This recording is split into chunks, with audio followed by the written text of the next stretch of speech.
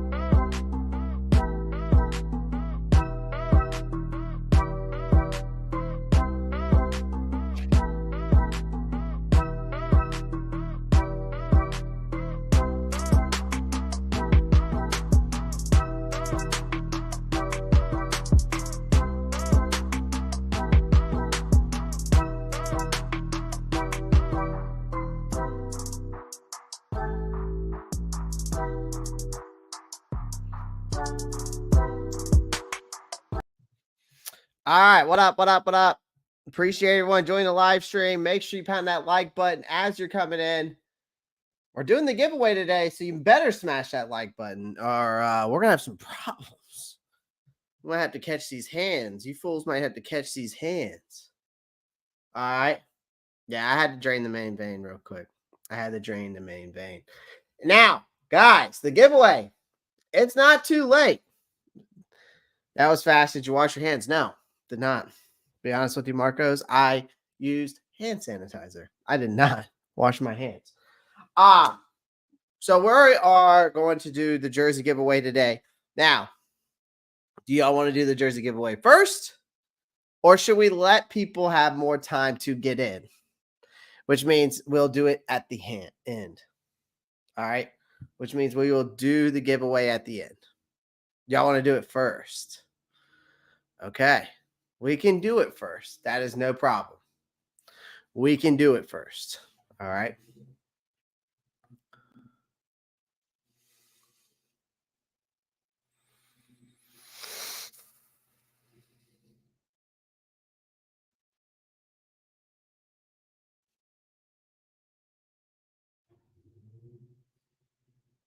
Let me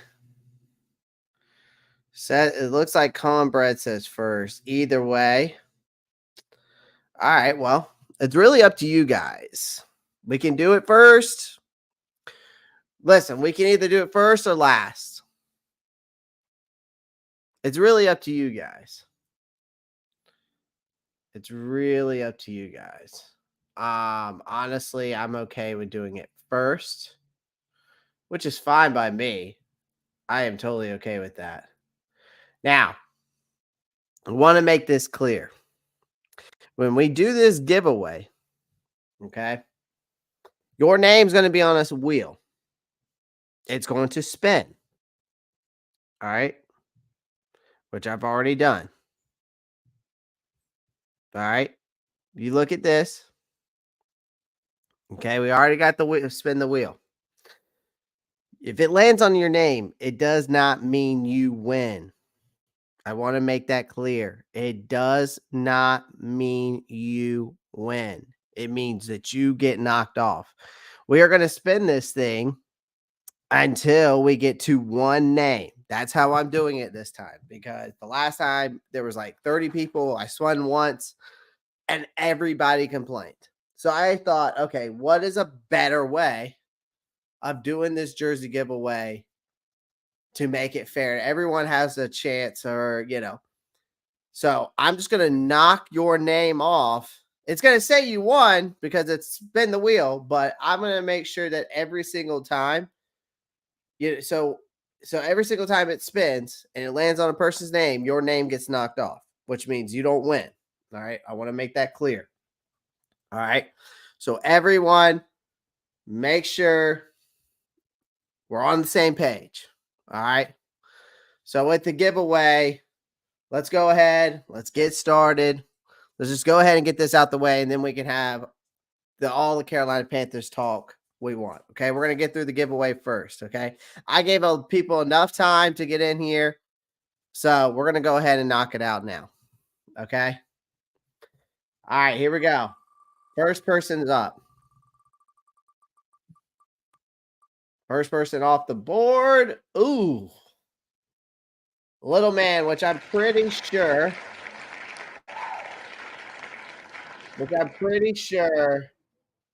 is day one Panthers. All right. All right. Keep pounding. What's up, man? Day one Panthers. You're off the board. I'm sorry to hear that. All right. Next person. Let's see who's getting off the board next.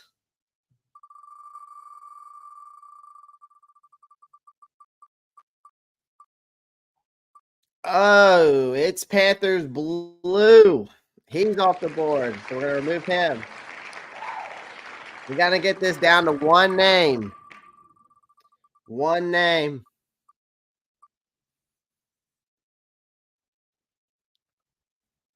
Oh, and white chocolate espresso is off the board. All right. Still good amount of people left here.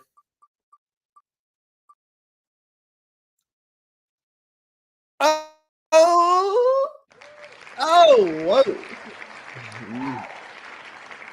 Sean is still alive. Sean almost lost there.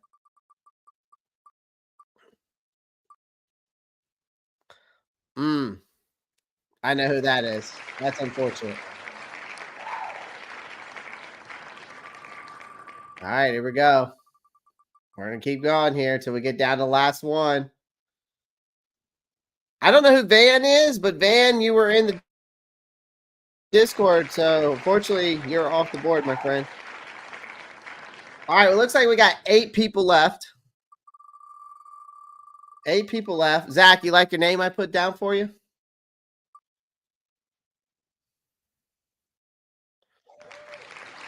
Jen's gone, unfortunately. Let's keep going. Let's keep going. Oh, cornbread. Cornbread. Gone. All right, let's keep going.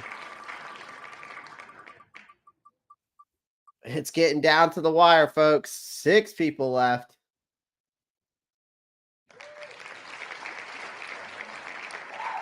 BC Gambler gone. All right. I don't like that it puts those 2 in blue together, but that's okay.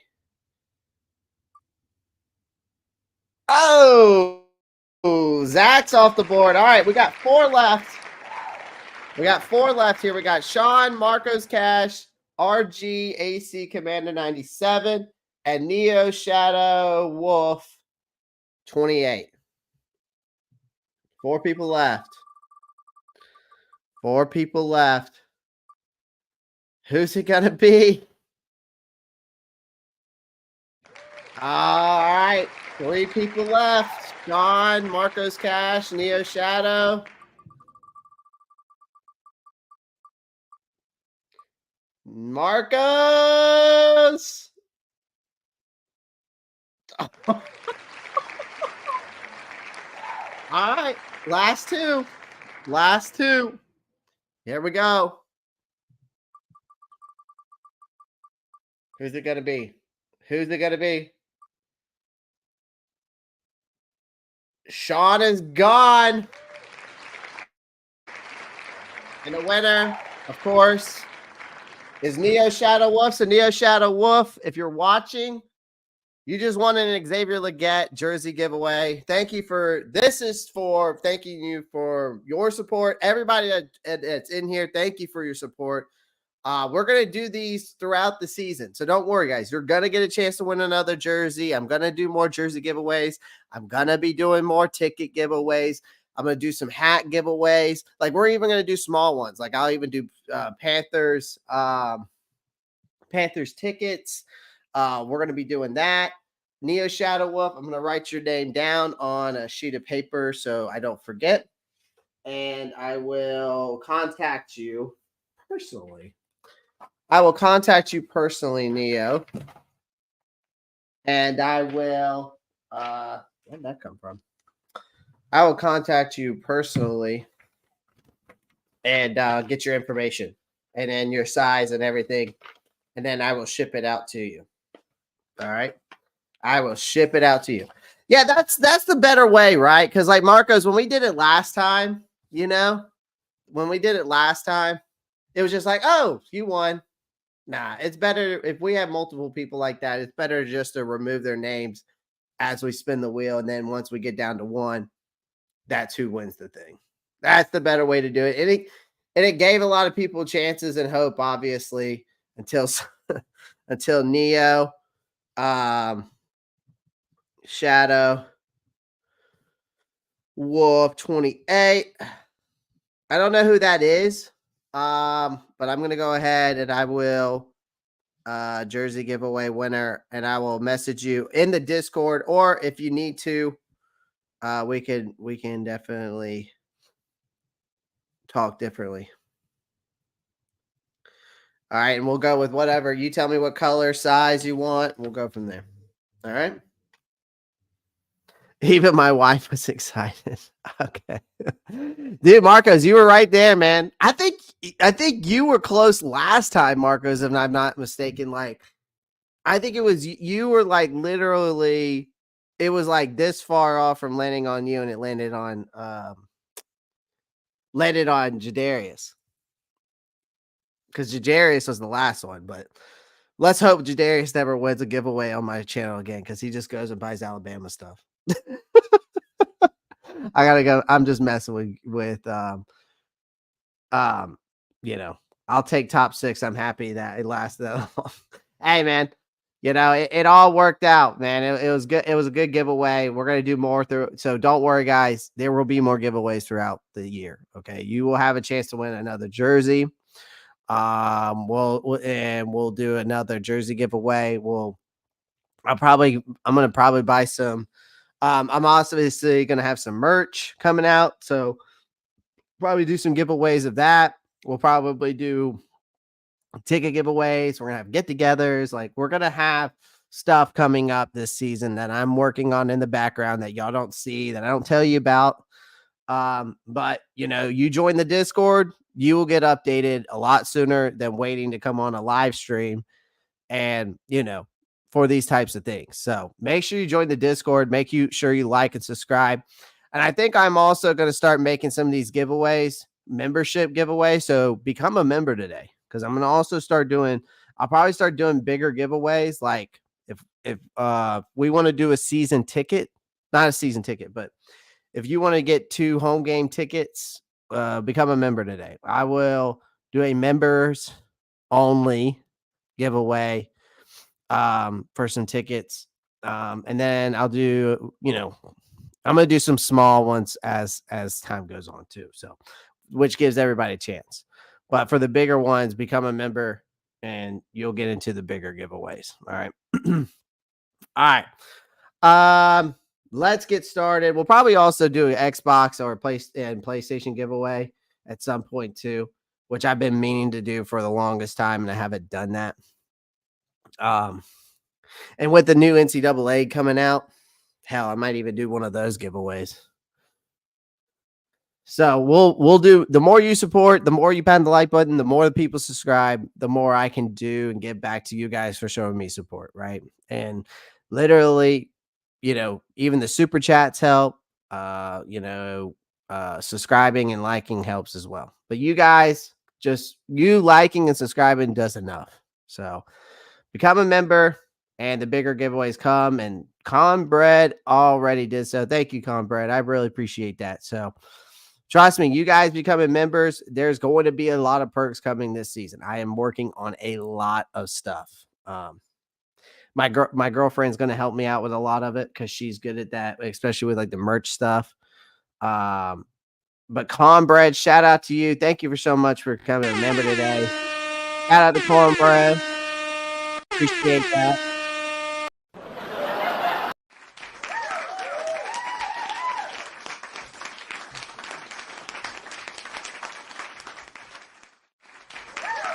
Yeah, and again, um, my memberships are cheap, guys.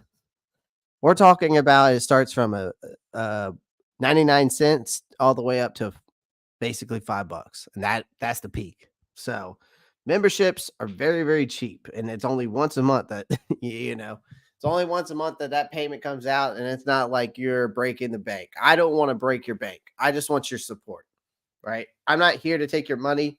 I'm here to bring you content. I'm here to do these types of things, right?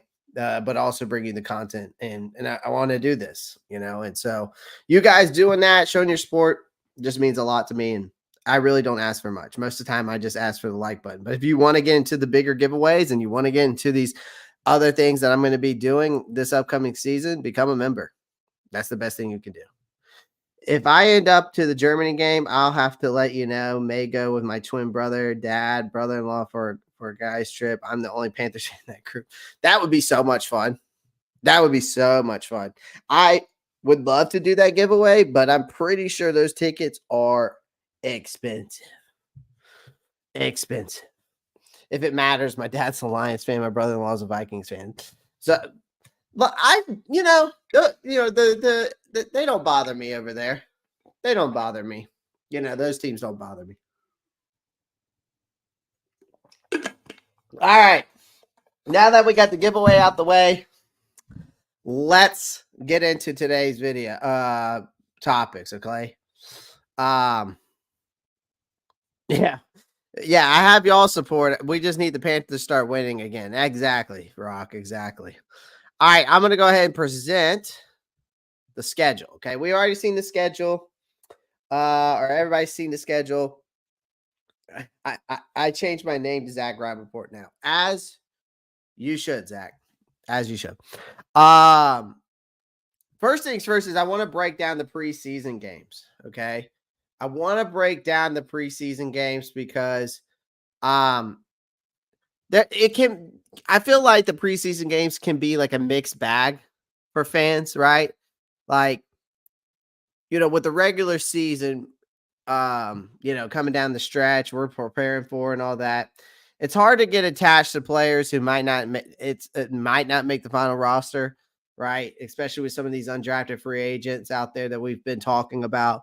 And these games have been criticized ever since the NFL moved to a 17 game regular season. And I feel like the preseason can really reveal warning signs if things aren't going well.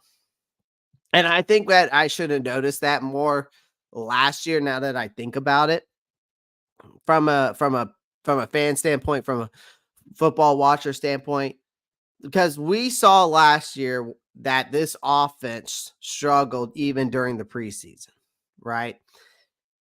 And continued to doing so as the season went on. All right. And it led to Frank Reich getting fired. This year, now you've got Dave Canales, right? And then, of course, we're all hoping for a better start. Now Canales is expected to involve the starters more in the first 2 weeks of the preseason before, giving those fighting for roster spots a chance to, obviously trying to make that roster and shine out on the field. But let's talk about the New England Patriots. Let's talk about these preseason opponents real quick.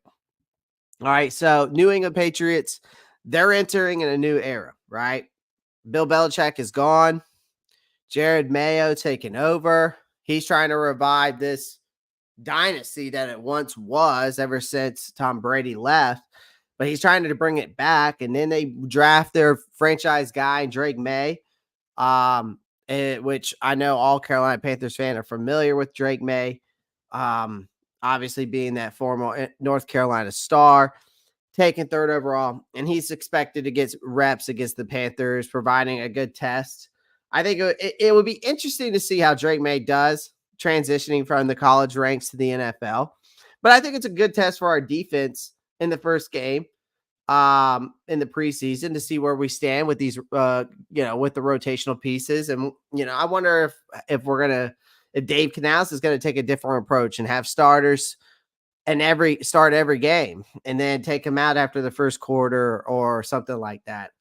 I really want in the preseason to see everybody on the field. I want to. I want to see first string, second string. Hell, I don't care, even third string. I want to see every string, right? Every game.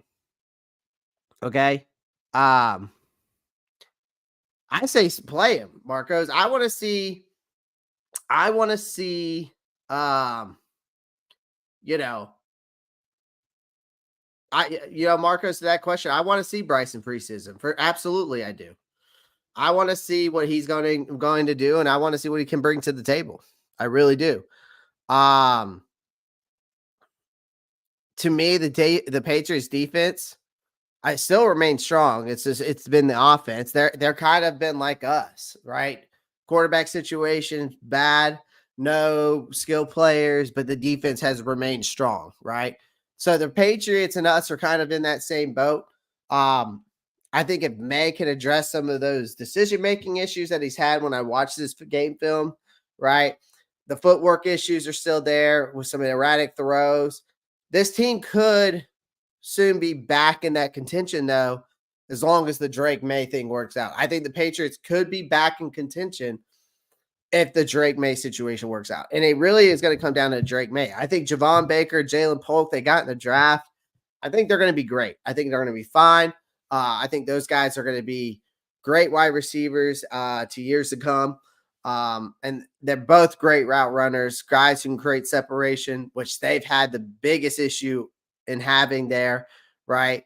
And because they had 3 wide receivers or 2 wide receivers as well last year in the top 10 awards wide receivers at creating separation. So it's a major issue. Now let's talk about the New York Jets, who I think is going to win that division, the AFC East. I think the Jets win that division. With a healthy Aaron Rodgers, they win that division. All right. Last season, because you think about it, last season, they had all these high hopes in New York, right? The Jets did. The Jets,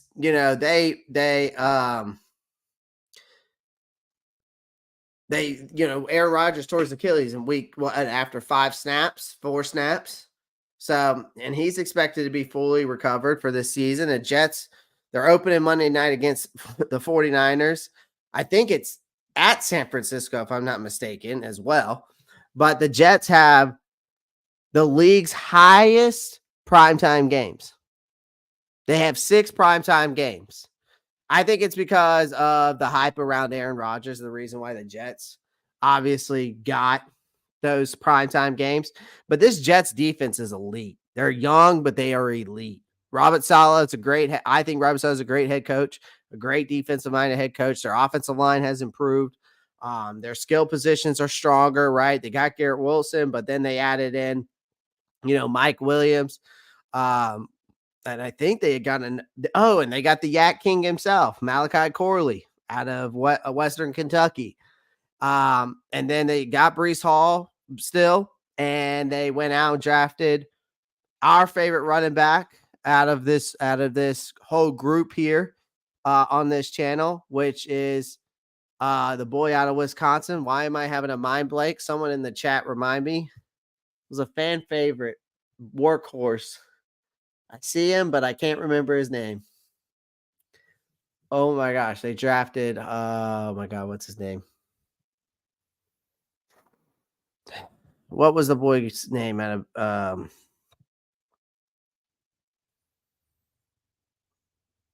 Who's the guy that the running back out of Wisconsin last year?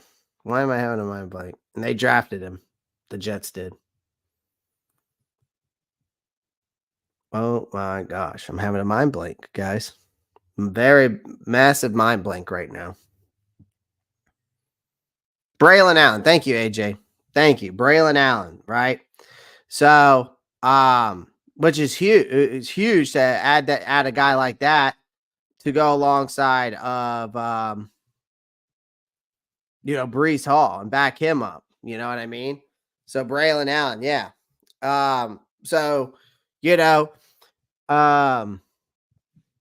I think that's going to be interesting how they pan out. Whether their starters play against the Panthers uncertain, but the Jets, I think are going to make a splash this year, and I think they're going to be competing in that AFC East as long.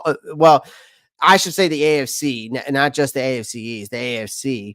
As long as that team stays healthy, I think the biggest issue for the Jets in the past has just been injuries after injuries after injuries. They just had guys that just can't stay healthy, and it just ends up, going downhill from there. So, um, Buffalo Bills. All right, that's the another preseason opponent. All right, it seems like we drew all the AFC East teams. If we had 4 preseason games, I'm assuming we would have played Miami in the 4th one if we had 4. But I still think, despite the improvements in the AFC East, I think the Buffalo Bills still remain the team to beat. Even though Aaron Rodgers coming back for the Jets, I think it's going to be between the Jets and the Bills competing for that AFC East for sure. I could see the Jets pulling it out, but to me, the Buffalo Bills are the team to remain to be beat in that division. All right. This preseason game, though, is going to feature reunions on both sides due to some close connections between the two organizations. We've always been known as the Bills farm team. It's also the final opportunity for some players to secure their roles, and Josh Allen's is the quarterback, and the Bills always have a chance. I think as long as Josh Allen is the quarterback for the Buffalo Bills, they will always have a chance. Although they did lose Stephon Diggs, I think that team is confident that their defense will keep improving. They got talents like Keon Coleman to try to mesh well with Josh Allen. So we'll probably get to see a glimpse of him. See if we maybe missed out on him, right? But the Bills are still considered contenders for a deep postseason run, right? Even if their margin for error is much smaller. But preseason games to you guys might not seem so critical to you, but it should after last season, because that can really set the tone for the regular season.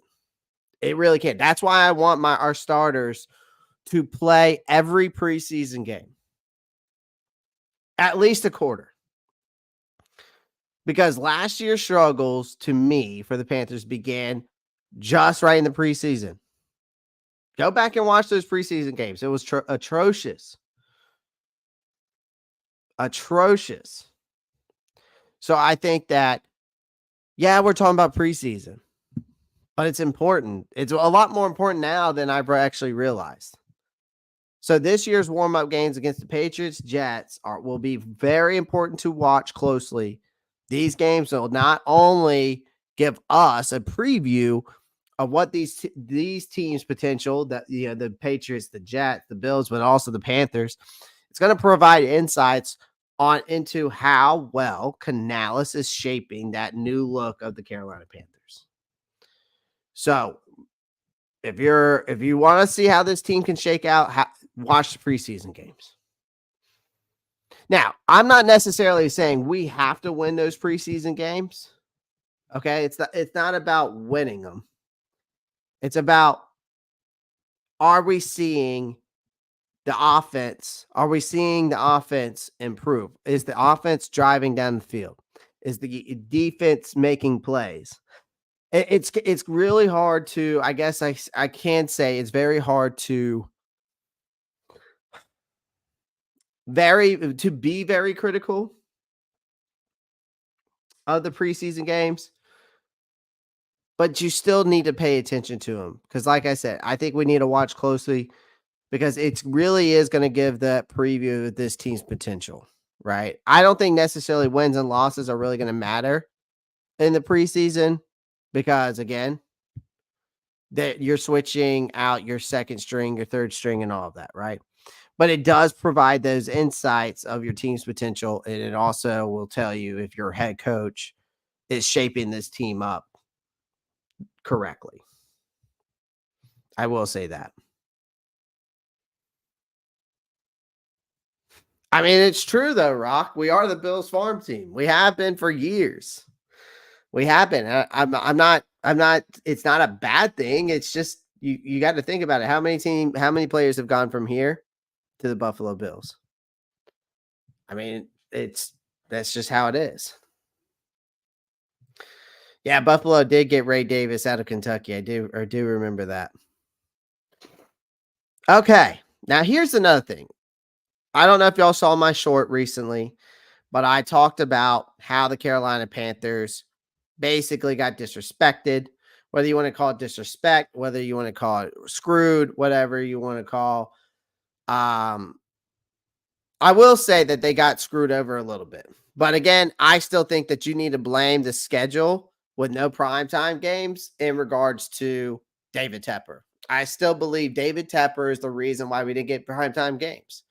Not just because of him meddling within football operations and the Hunger Games and the poor coaching choices and the poor GM choices, which those don't help either.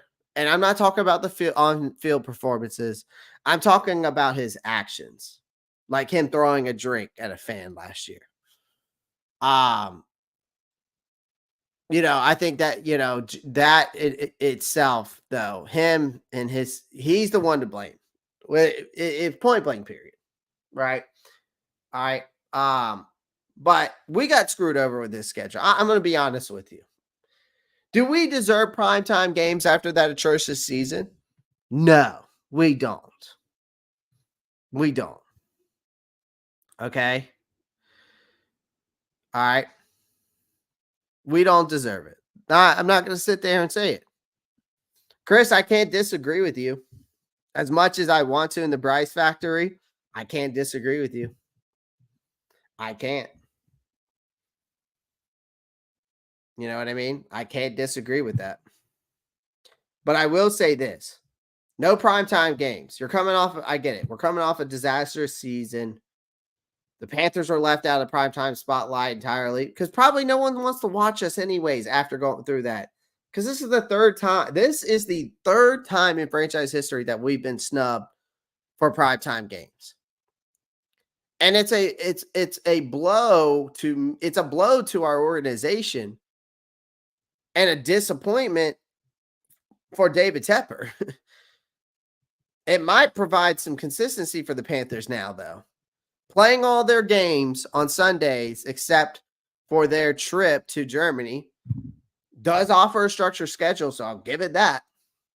However, this snub is also a clear sign to me that the league perceives how this team is right now, which should serve to this team, like I said in my short, should serve as extra motivation for this team, this organization, this coaching staff, these players to prove themselves.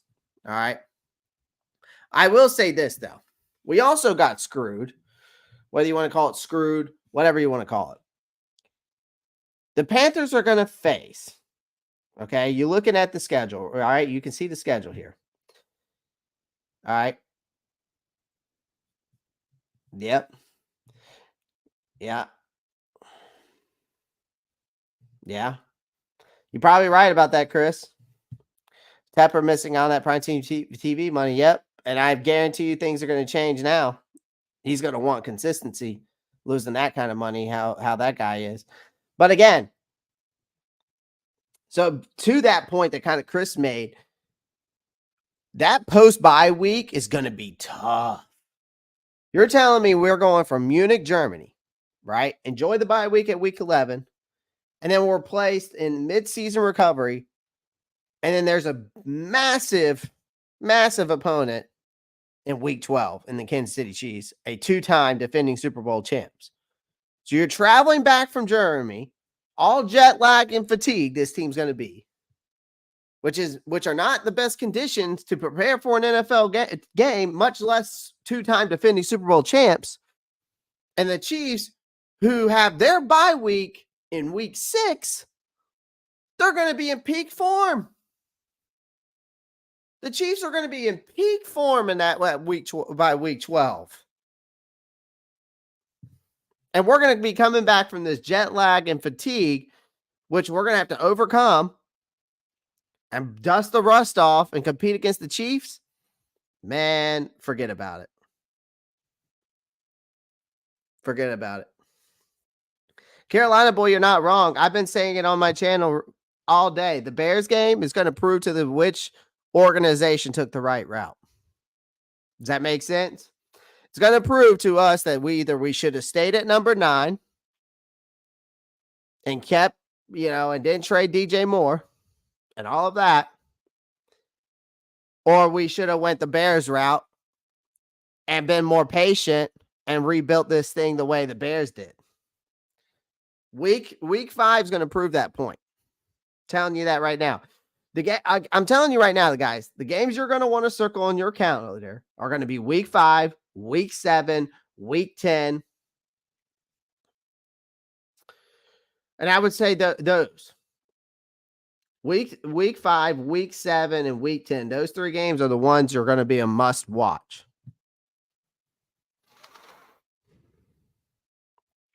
Yeah, I mean, Chris, I said 7 and 10.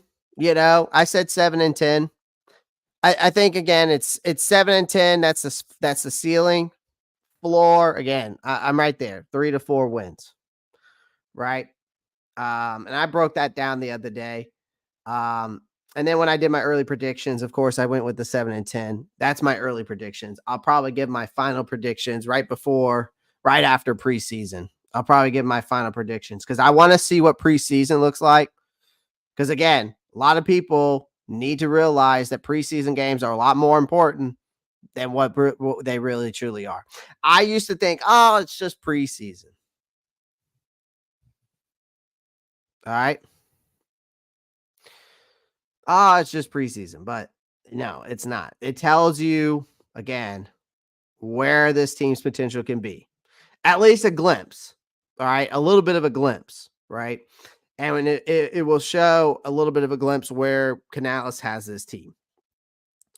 Now, I don't think wins or losses is really what I'm getting at when it comes to the preseason game. I'm talking about the performance on the field. Okay. That's what I'm talking about. Not wins or losses, just the performance on the field. Okay. Preseason games, you can win them, you can lose them. It's you're moving in your second string, your third strings. It's not like it's not like you're got your full starters in there the whole game. So if he did, we might have a different conversation, right? We'd have a different conversation.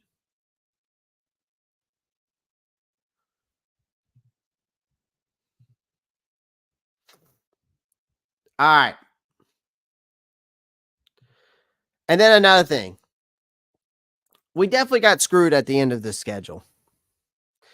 You finish off with 2 straight road games to 2 teams that are going to be possibly playoff contenders and division rivals. That's a tough finish, man. Especially the Panthers are in contention for a playoffs. If not the Panthers in a contention for the playoff spot, but if those other teams are in contention for a playoff spot. Now, if the Panthers are in contention for a playoff spot or are looking to build momentum for the future, it's still a tough finish. But again, that's probably not the case. But again, you're playing on the road. It's always a challenge. So doing so against some teams fighting for that NFC South crown makes it even more challenging. So whether or not the Panthers are still in that hunt, which I doubt they are by that point, these games are going to be a huge test to resolve and could influence this division's final standings. The Panthers have a steep hill.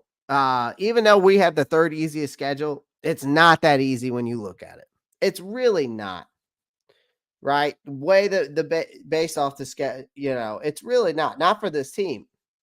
Now, again, they prove us wrong. They prove us wrong. But no prime time, but the schedule still isn't doing us any favors. And no prime time games. You got a brutal test after the bye. You're finishing back-to-back road games against divisional opponents.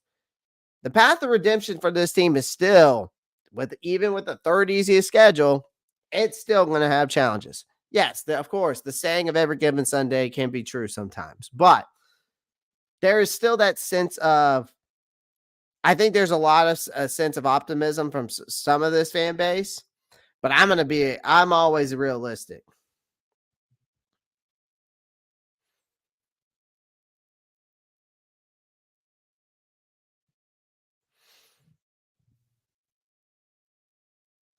Yeah, I don't think they'll win. I think they will win. I think JP they'll win more than 2 games for sure. I don't think that's it. Yeah, and Super Bowl odds have the Panthers last. Is that for winning the Super Bowl or making the Super Bowl? I wonder what the playoff odds are. And honestly, I'm thinking about taking the over. Brought to you by BetUS. Okay, guys, brought to you by BetUS. Okay, BetUS.com. That's the sponsorship of the Ropp Star Report. Make sure you check the link in my bio. It'll take you right to it. It's a 125% bonus on your first bet. I'm probably going to bet the over on the 4.5 games for the Carolina Panthers. I'm going to take the over, and we'll see how it goes throughout the season. So hopefully we can make some money a little bit. And if they start losing games, well, it is what it is. So for me, as far as preseason, the first 2 preseason games, we need to play a quarter each. And I'm assuming you're talking about the starters, but okay. And in the final preseason game, we need to play 1 and 2. Yeah, I got you. Okay, that makes sense. We got to make week 18 count. Yeah, I'd love to be some spoil. I would love to spoil some, people.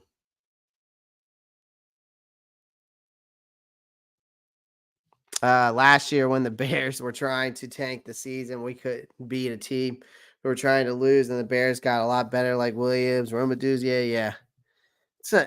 I'm looking honestly, I'm going to tune into Bears games just to see how good Caleb Williams and that team does offensively. I don't care about the Bears defense. I want to see what this offense is going to do. Now they got better on defense. They got better on defense for sure. You know what I mean? Um, but I will say to the schedule though, to some points, we did get some lucky breaks. Okay. We got screwed in some ways, but there are some lucky breaks. Okay. We have to, and I think that's the reason why we got third easiest schedule, because we did get some lucky breaks. Okay. Which could help us a little bit. And, there's always those games that we don't think we're going to win and we end up winning. That happens all the time in the NFL. It happens all the time in the NFL. Okay. Now, can this team do it? We'll see. But I do think in the schedule we did get some lucky breaks. I will say. I'm not saying that every game is, what's the word I'm looking for? Tough, right? It can be for this team, but I do think that we definitely got some lucky breaks, because you start off, like, if we're looking at the schedule, right? You start off with a bang. Okay. You start off right with the New Orleans Saints week 1. This is a great chance for us to really get the ground running and challenge a divisional rival right out and early, which I'm okay with. And the Saints, to me, I think have one of the weakest coaching staffs. I think their coaching staff is one of the worst in the league. I'm sorry, I do. And I think Derek Carr's on his way out. All right. I can see us beating the Saints. Okay. The defense is still good, don't get me wrong, but that coaching staff is weak. Okay. And since the season's first game will be there, they have this element. I feel like they could surprise. Not only I have them winning that game. Again, I think like every game is 50-50, and then there's games that are just, I know we're downright going to lose, right? But you could set the tone with that week 1 game of the season. You could set the tone of the week of that week 1 season.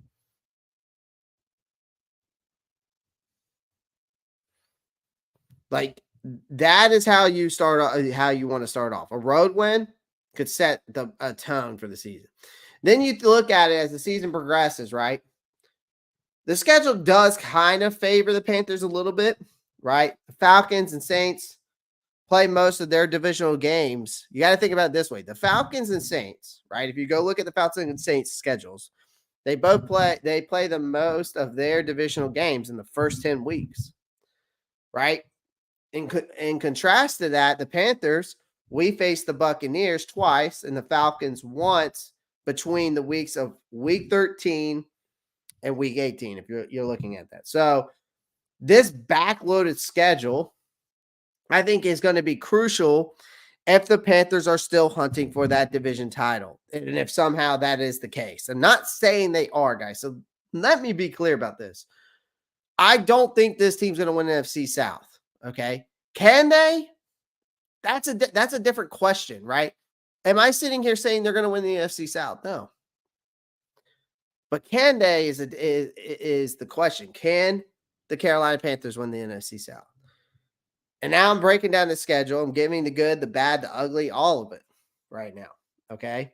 I already gave you my early predictions, but I will give you my final one later on as the season goes. Okay.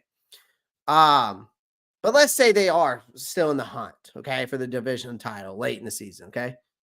Those 3 late divisional games, that could be a key swing for the Panthers, right? If they can win week 1, week 3, week 7, week 8, and week 10, that's 5 games right there. Okay. And then if somehow they go and win 3 there, that's 8 games. That's the only way I can see it swinging. If they're going to win, if they want to even have a chance, right? When you look at the entire division schedules, which I've looked at all the NFC South team schedules, okay? The Panthers' pass compared to these other teams, compared to the Falcons, the Saints, and the Buccaneers, is relatively smoother than theirs are. All NFC South teams have buys in either the week 11 or week 12, which is typically a good time for a break. Fortunately for us, we're going from Munich bye week straight to defending Super Bowl champions, right? So the Falcons, if you go look at their schedule, they're finishing they finished their non-division games against manageable opponents, right? And I think they're going to win the NFC South. All right. Including they have a few rookies on their quarterbacks on their schedule, okay? The Saints, they're going to face the Giants, the Commanders, and the Raiders at the end. And then actually the last 4, and then of course they have the Packers as well in that who's probably going to be the biggest challenge out of all of those teams. The Buccaneers have the toughest schedule, giving the Panthers the chance to maybe make a push. But who knows? Again, I'm not going to, I don't see it, but they could, right? We're talking about hypotheticals here, guys. Again, it's all hypotheticals at this point, but I've just been thinking about it, right? I've just been thinking about it. So that's why I wanted to have this topic in discussion with you guys today. But the Panthers might be coming from the bottom. The schedule makers have given us a solid chance, I will say. The schedule is about as favorable as it can get, especially with some crucial divisional games lined up at the end. And if they can stay competitive, then maybe these late season matchups could be a ticket to something we didn't expect. But I'm not going to put any of that. I'm not going to be put into any of that. Now, as I'm going to take a seat after I've been standing up,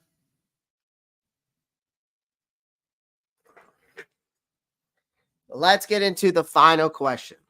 The question that we've been of this title of this live stream, right?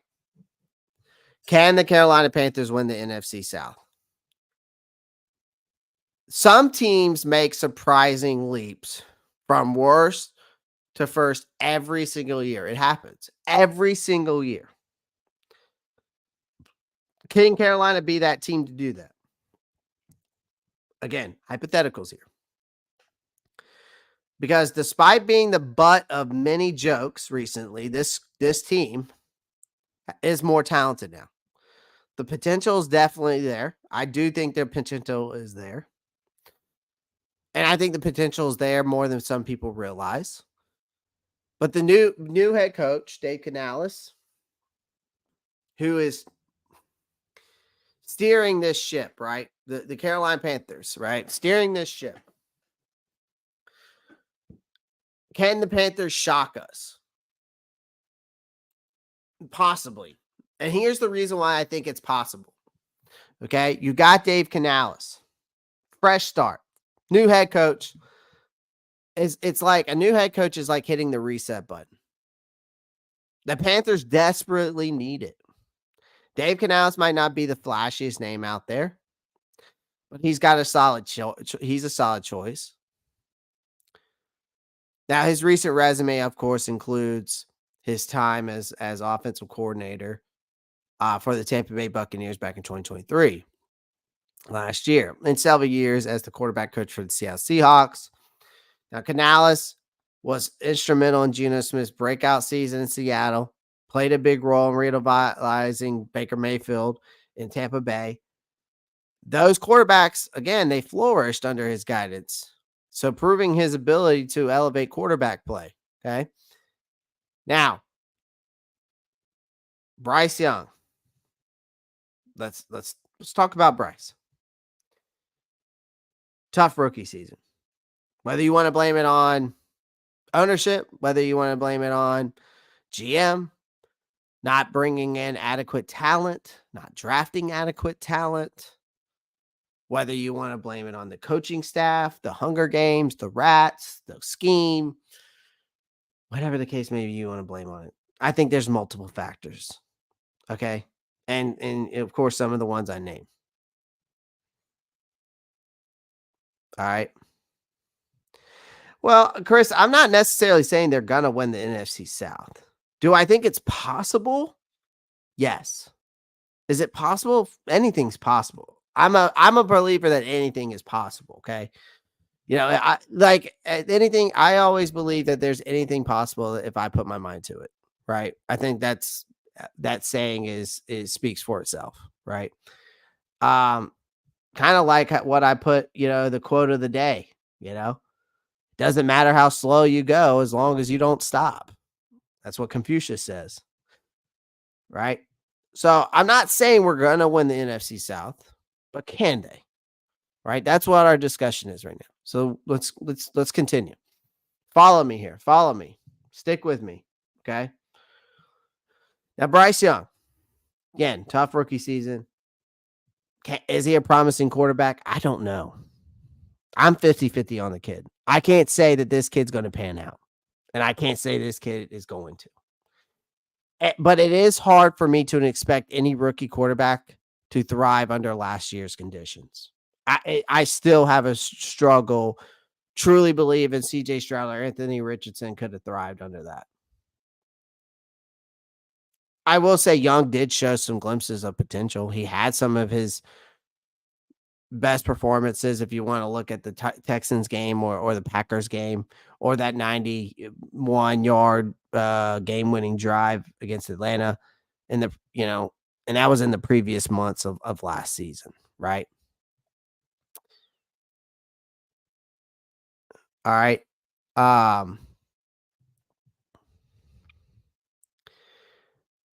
So it did. I think that was hinting at his improvement a little bit, but let's not forget Bryce Young was a top prospect. Let's not forget. I don't think Bryce Young was a top prospect for just no reason. I don't think he was just a top prospect just because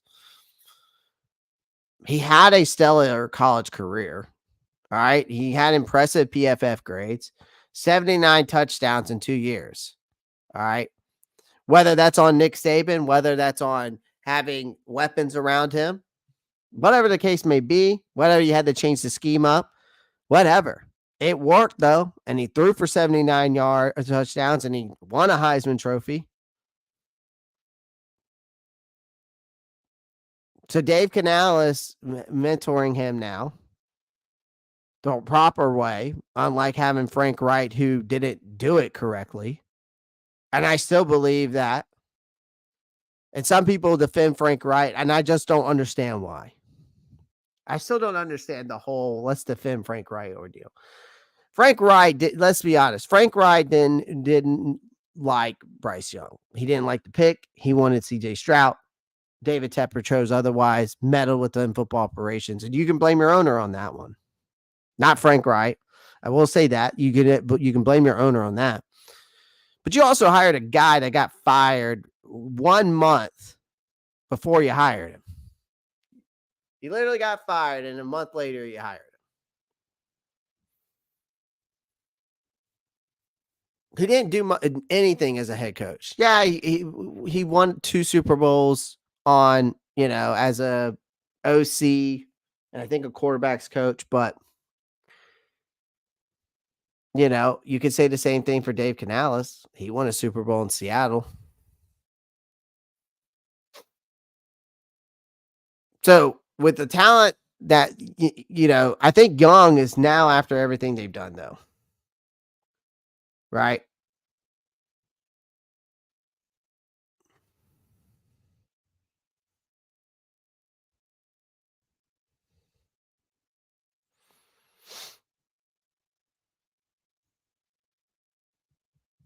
I mean, you could say that too, JP. I don't disagree with you. I don't disagree with you. But but if you're a true head coach, you adjust for your players. You try, because you're not going to win football games if you don't adjust to your players' strengths. And whether you like that or not, that's on you. That's on you as an individual. So the whole Frank Wright thing, I still think is bullshit.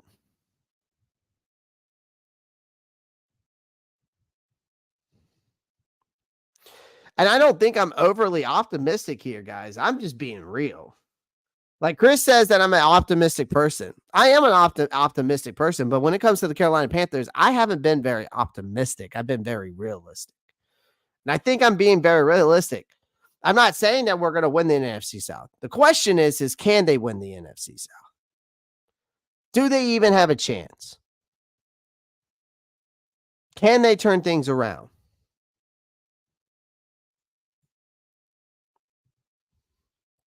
They reinforce this offensive line. I think it's one of the most underrated units in the league, actually, when you look at it from a standpoint. I will say, I think I do like our offensive line. The only position that I don't like on our offensive line, of course, is still the center position.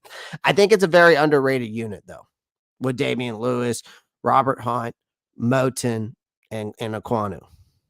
I think we're going to definitely see a way better offensive line than we saw last year.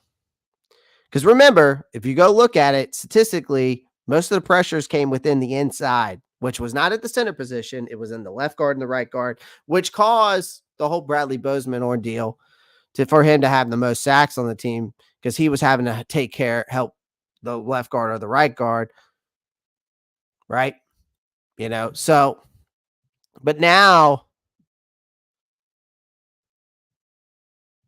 I'm not, and I think JP, that's what Chris was taking it as in the chat, was like, you're being very optimistic right now. No, we're answering a question here. I'm going to give Aquanu a chance. If y'all fans are willing to give Bryce Young a chance, then you have to be willing to give Icky a chance. You have to be willing to give Jonathan Mingo a chance. Hell, I could even make the case that you should give Miles Sanders a chance with this new revamped offensive line. You can make the case for many players on this team that are getting second chances, third chances on this team, if you're going to give others the same ordeal. But with this offensive line, I do think it's underrated a little bit besides the center position. They made some significant upgrades, right? You added Damian Lewis. You added Robert Hunt, 2 of the best guards available at the time. Now the line features, you got Icky, you got Lewis, you got Corbett, you got Hunt, you got Moten. I think it's a formidable group for sure. I think we're going to definitely see an improvement there. I am optimistic about the offensive line because of the Lewis and Hunt sightings. I am optimistic about that. I do think we are going to see a better offensive line because this line has the size, it has the athleticism, it's got the power. It's going to ensure that solid protection for Bryce Young that we've been looking for. And I think we're going to see a strong run game because Dave Canales is going to be hammering that run. And I wouldn't be surprised if we see 4 running backs on this team next year or this year after training camp.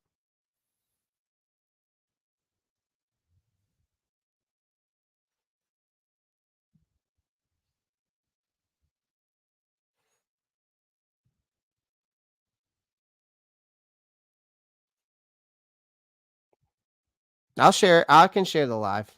Or I can share the stream. I'll share the stream. If you want to come in, come on in. Again, I think that another thing is that the offensive identity, that is going to be the key to success, though. I will say that. That is going to be the key to success. The Panthers' offensive identity is going to be crucial to their success. This team is built to sustain. This team has to be built to sustain long drives and control the clock. That's the style of play to anchor this strong offensive line. And Canales is going to be committed to the run game, which he has emphasized at press conference after press conference after press conference.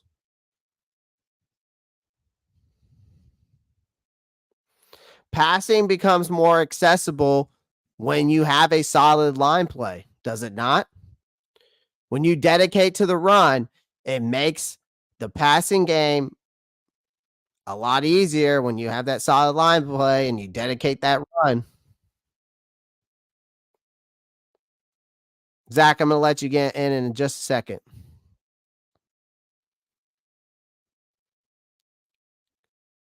Passing, again, like I said, listen to what I'm saying here. Passing becomes more accessible when with a solid line play and dedication to the run.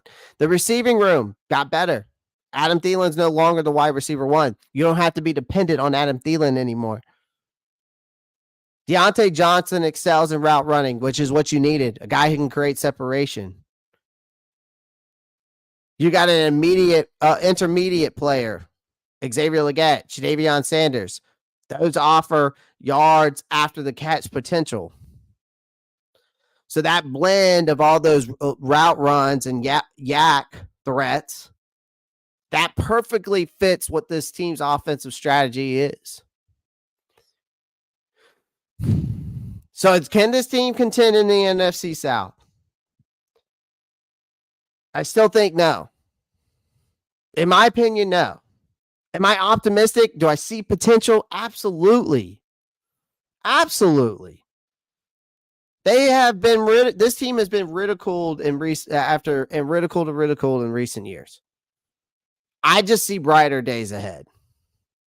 Do I see him this season? Do I think that we'll see brighter days ahead? I think we'll see the potential of those brighter days. I think we'll see the potential of those brighter days ahead. I think if Canales can replicate his past success, the offensive line lives up to its potential, the Panthers could be well positioned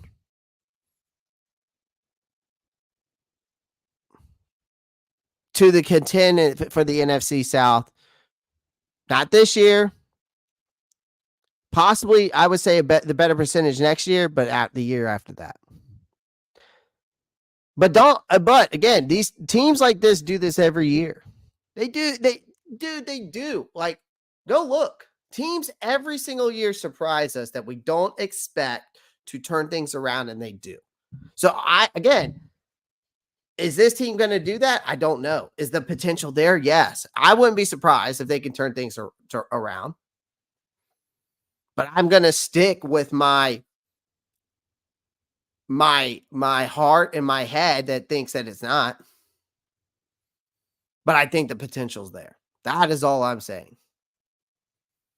Do I think they seriously can do it? Do I think they seriously will do it? No. But I think it makes for an interesting discussion. What's up, Zach? Talk to me.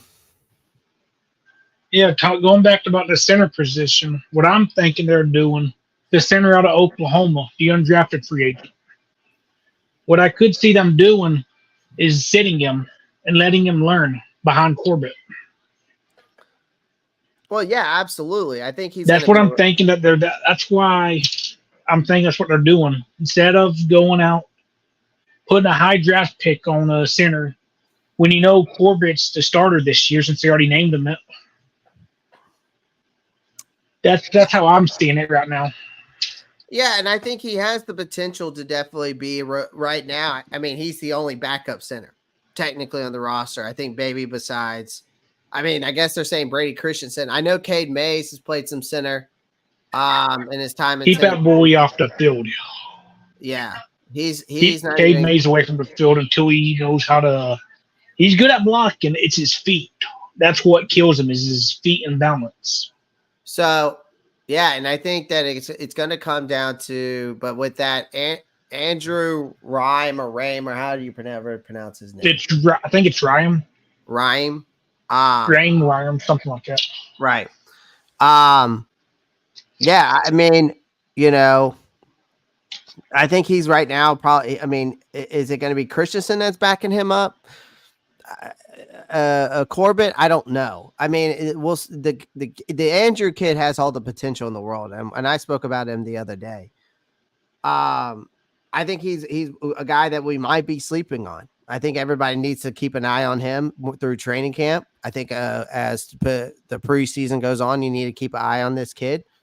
But you go watch his game film in Oklahoma. He's a great blocking center. I mean, he did a great job in Oklahoma. You just need the development time. Yeah, and you got to think about it in Oklahoma. Oklahoma was averaging, I think, the third most yards in the NCAA, which was around like 500 and something yards per game. So, and he's coming from that offense again. You never know. I mean, I'm glad to see Christensen, getting some reps there, but I'd rather him be behind Damian Lewis just because it gives me that safety belt just in case Lewis goes down. And I'm not saying Lewis is an injury prone guy. I don't know his injury history, honestly, but He's only missed, if I'm for sure, it was like not even 4 games in his whole career that he's missed due to injuries. Right. So, again, guys, like I'm not saying that we're going to win the NFC South, but it was definitely a conversation I felt like we need to have on this channel. Can they is the question. All right. Can they is the question. Now there's an article out there that I've even posted in the Discord. If you're in the Discord, there is an article out there that says that, and I can show it to you guys. There is an article out there that says that the Carolina Panthers will win the NFC South, and it's right. Let me find it here. I posted it in the Discord. So if you want to check it out, you can go check it out yourself. It's right here in the Discord. Actually, I could just post it in the chat. If you want to check it out yourself, this Right Way Network, never heard of them, came out with this and said they think that the Panthers are going to win the NFC South this year. Okay.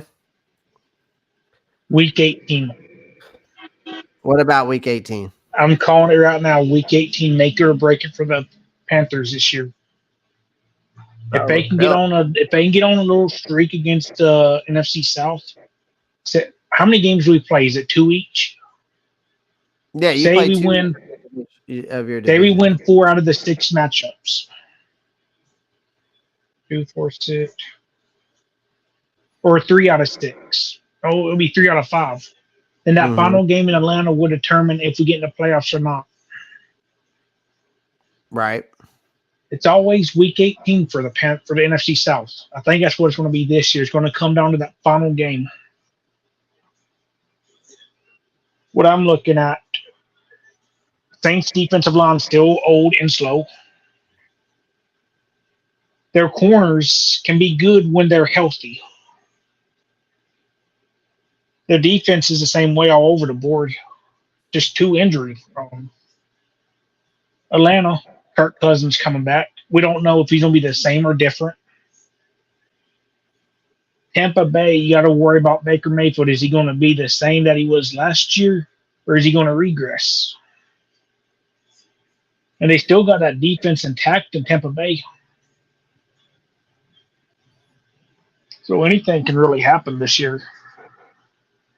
Yeah, I mean, I mean, for sure. I mean, any given Sunday, yeah, is the saying, but I do believe still that and I'm still sticking with my guns with the ceiling of 7 to 6 to 7 wins, floor being 3 to 4. I don't think we will win the division. Do I think there's definitely a chance because of what we're seeing from the schedules?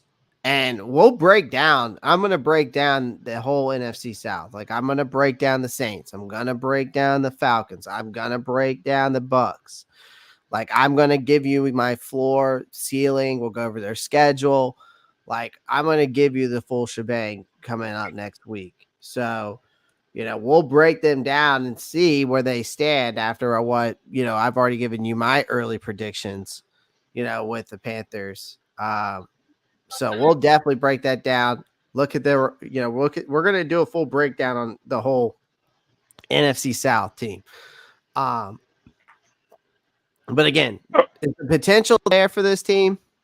And do I feel like days are brighter? It's all going to come down to how long it takes them to learn the scheme. But it's also going to determine if Bryce Young ends up truly being the guy. Yep. Oh, one thing about that, the running backs coach already said, I know we all listen to it, but he said he's going to be involved with the O-line this year. He said this OTAs, he's going to make sure by week 1, the players knows what they're supposed to do and everything, and they know the scheme perfectly. That he's going to help out both the head offensive line coach and the assistant. Yeah, but he said this is going to be tough. It's going to be a tough playbook to learn. But he's going to make sure everyone knows it before they step on the field week 1. Yeah, I mean, and they definitely, I definitely agree. I mean, everything sounds good. Everything sounds good, right? Everything sounds possible, right? But we just need to see it. I need to see it on the field for sure. Like take one game at a time. Yep. Everything looks good on paper, but not everything, not everything is going to happen. Again, do I see the potential? Only player on the roster that knows the scheme is the left guard from Seattle. He's the only one that really knows what type of offensive scheme they run since he played underneath him in Seattle. Right. That's a good thing. You went out and you got yourself a top 15 offensive lineman in free agency that knows your scheme, so he can help out Robert Hunt and Icky and all them. Right.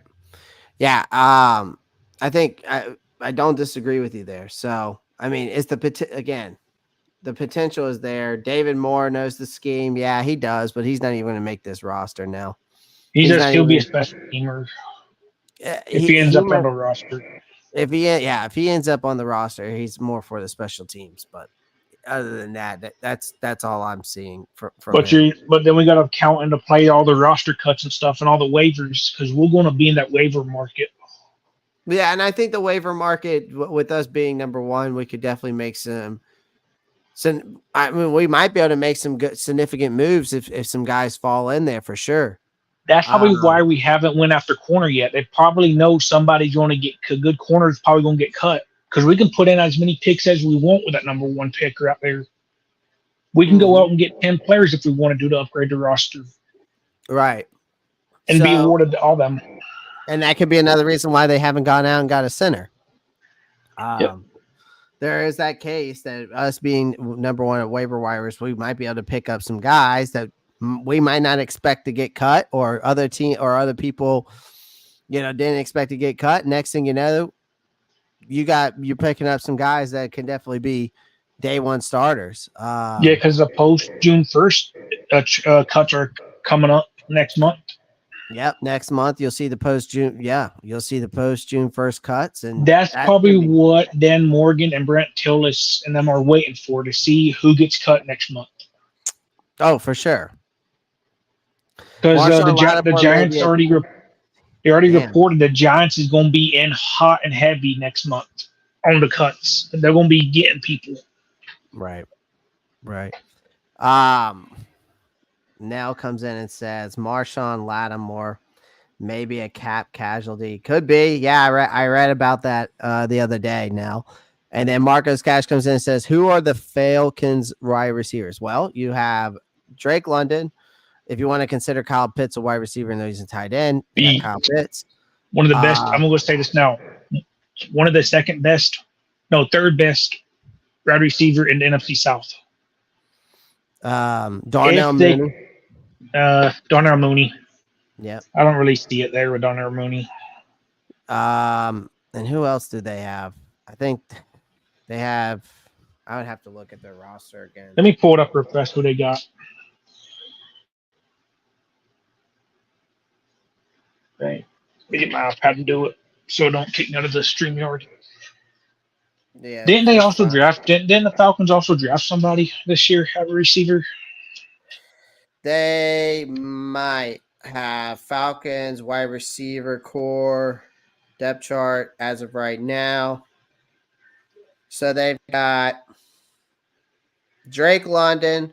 Oh, shoot. I forgot. So they got Drake London, Darnell Mooney, Rondell Moore. They even brought in Ray McLeod. And then other than that, the rest of the guys, I don't really know. Yeah, I don't really know the rest of the guys looking at him. But that offensive line is stacked in Atlanta. Yeah, that's one thing about Atlanta. They know how to draft linemen. And since we're talking about that, let's look at the Saints. I wouldn't say that, Marcos. I think Darnell Mooney, Rondell Moore are going to be very much better because they're going to be in better situations than what they were. So I think from that standpoint, they're definitely going to have. And I think Drake London's 1,000-yard receiver every year. Look at what A. Neil posted. He said, I was watching Locked On Panthers, and there are rumors we may be looking at J.C. Jackson over Stephon Gilmore. I mean, he's a younger guy now. I mean, I think that definitely makes more sense. I mean, I'd rather go for J.C. Jackson over Stephon Gilmore, who again is 33 soon or 34 years old. Again, he had the past 2 years were solid, but Father Time is going to catch up to you, and when it does, it's going to bury you. And that's how it is in the NFL. Saints got a decently nice receiving room this year. Atlanta's definitely going to be running the ball. For sure. When you still got that two-headed monster in the backfield with Robinson and Algier, most definitely they're going to be running the ball, but you're going to be it's going to be tough against the Falcons. I think we get swept by the Falcons. You are correct. They do have one of the best rosters on offense. Who, Atlanta? Yeah. Oh, yeah. I mean, you look at the offensive line, you look at the running back room, you look at the wide receiver core. They got all three solid guys. You even got Kyle Pitts. You might as well admit he's basically a wide receiver. But our boy owns that offensive line, though. Derek Brown does. He bullies that offensive line. And it'll be interesting how that defensive line holds up in the run game. And then with how we added on that roster, we're going to be a better run defense. We are going to be a pass defense. Oh, for sure. We're I'd definitely rather going to be. have a good no, not a a rushing defense over a real good pass defense. Well, that's why they went out and got O'Shawn Robinson and I think Josie Jewell, because they're both very good run defenders. But Josie Jewell again is also pretty good in coverage at getting to the tight ends. But this team's mainly. I just think I think mainly, when it comes to the Falcons, they're winning the NFC South. And even if we beat them week 18 and we split the series with them, it's probably because they didn't play their starters. And that's the only way that we beat the Falcons week 18, in my opinion. I don't see us beating the Falcons if we are playing the full effect, right? And That's I funny, just don't see Marcos. That is funny. I think the Falcons are going to do Falcon things. Marcos, again, that kind of goes to the saying of what I was saying earlier with the Panthers. Yeah, that they could potentially surprise people, It but all then depends on David Tepper. But it also could depend on. But they could also pull Panthers too. But the Falcons could do the same thing. Again, it comes down to every given Sunday. But again, I think that the Carolina Panthers, to that question of today's channel, there's the potential's there. I just don't see it happening. But we will get to see a glimpse of brighter days ahead, I think. I'd give him more than 5. Give Bryce more than 5 games. Because how they said we're gonna be running the ball like crazy, that will help out too. Then you can get into the play action, which would allow him to be able to move his feet and be able to really read defenses better. Because the running game helps open up your passing game even more than what people thinks it does. I can agree with that now. I can agree with that for sure. For me, give me 7 games with Bryce. Give me 6 or 7 games. If he's still struggling, that's when you go ahead and you just bench him. Well, you say it's not working out with you. We'll go ahead and want to bench you. Let you sit down and let you try to figure out what's going on because it ain't worked out on the field. Then you can bring Andy Dalton in and let him take over. Well, most football analysts will say this, okay?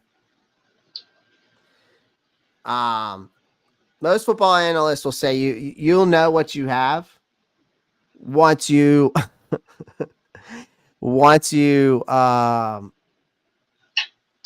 after 3 games in the regular season. You'll know where this team's going after 3 games. Now, he's the number 1 overall pick, which is why we got to take the ball out of his hands. I wouldn't say that, though. One thing he's good at is when he does have the ball in his hands, when he's got time in the pocket. Look at what he did against Georgia when they had all those good players in 2022. Dom34 says smash that like button and subscribe. Appreciate that, Dom. The Rockstar Report. Let's go. Appreciate that. Oh, thank you, Dom. Yeah, thank you, Dom. Well, guys, I'm going to close it up here. Closing up shop for the day. Neo Shadow, congrats on the jersey giveaway. Zach, yeah, good job. Congratulations, Neo. Yeah. Zach, any final words before we head out of here? Oh, yeah. Don't get y'all's hopes up. Yep. Don't get your hopes new up. Head coach, new GM, new front office, almost a new front office if you look at it point of view. If we start off 0-6, but you're seeing progress, don't be on an alarm. If we start off real bad the first few games. Right. All right. Zach, I appreciate you joining, man. I'll go ahead and hop out, and I'll let you go ahead and take over. Appreciate that, Zach. You have a great rest of your day. Have a good weekend, buddy, and you too, bud. I'll see y'all next week. Zach, Raff report out. Peace. All right, guys. I'm heading out of here. I appreciate everyone joining. I appreciate everyone joining. Internal 252 says put Jack in. That's pretty blasphemous, but that's okay. I appreciate everyone joining the live stream. Make sure you pound the like button, hit that subscribe button. As always, guys, appreciate y'all. Thank you for the love and support. Again, we're going to do some more giveaways as time goes on. Again, y'all go enjoy the weekend. Have a good weekend. Have a couple of cocktails. Relax and enjoy this beautiful, hopefully some beautiful weather. All right, I'm out of here. As always, guys, love y'all. Keep pounding. Peace.